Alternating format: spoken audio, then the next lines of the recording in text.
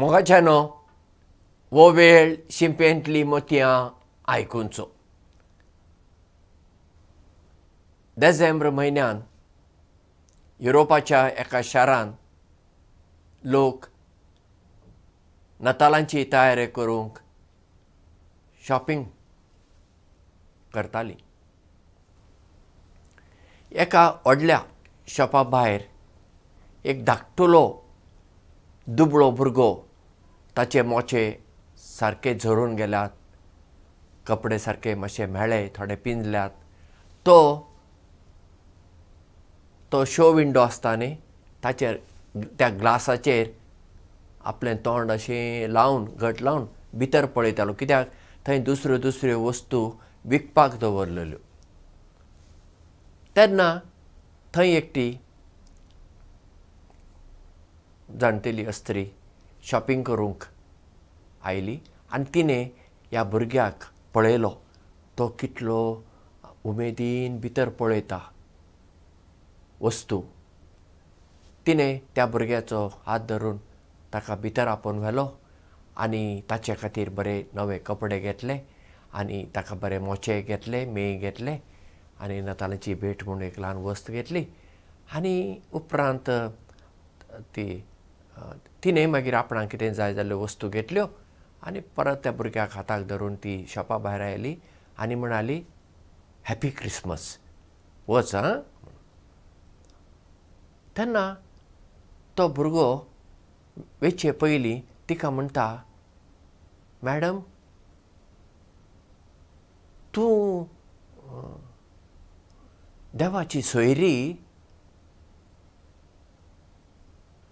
ती म्हणटा, ना, हांव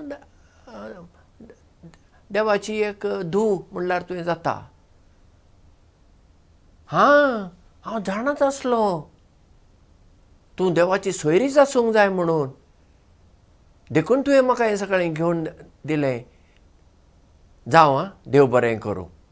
म्हणून भुरगो बरो मजेन गेलो घरा. पळया, त्या ल्हान भुरग्याची कल्पना. देवाक ताणें पळोवंक ना, पूण ताणें घरची आवय थावन आनी कितें आपल्या घरान थावन आयकलां देवाचें नांव, मागण्यांनी बी करता आसतलो.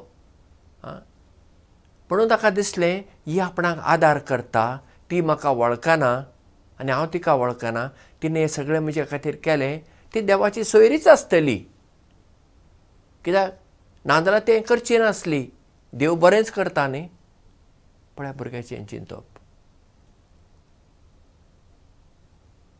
असलें चिंतप आमी आपणावंक जाय.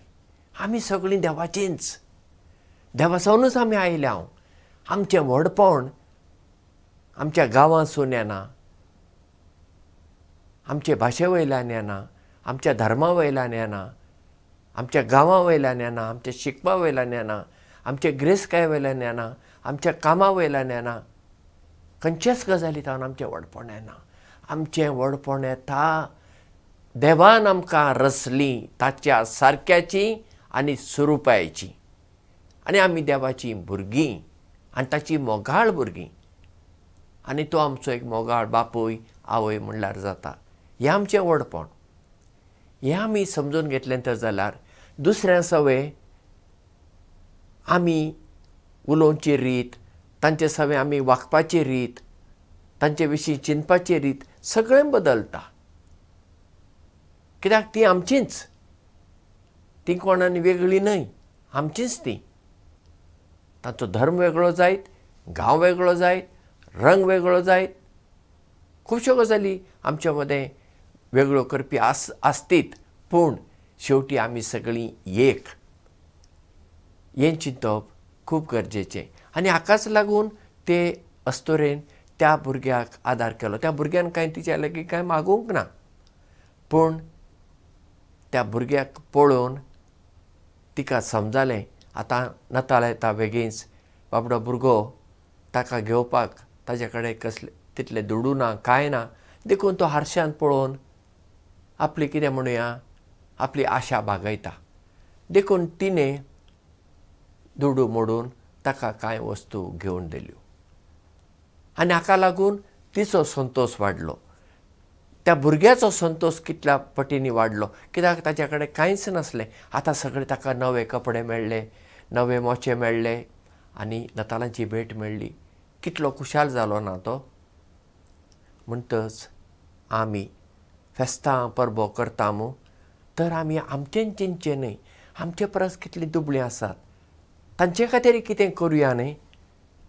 आमचे धर्माच्यो परबो पळय आमी कितले दुडू मोडून करता, पूण ह्यो परबो करतना आमी आमची दुबळीं धाकटीं कोण आसात जावं आमच्या शेजारा वा आमच्या वळखीचीं तांचे खातीर कितें पूण करता वय.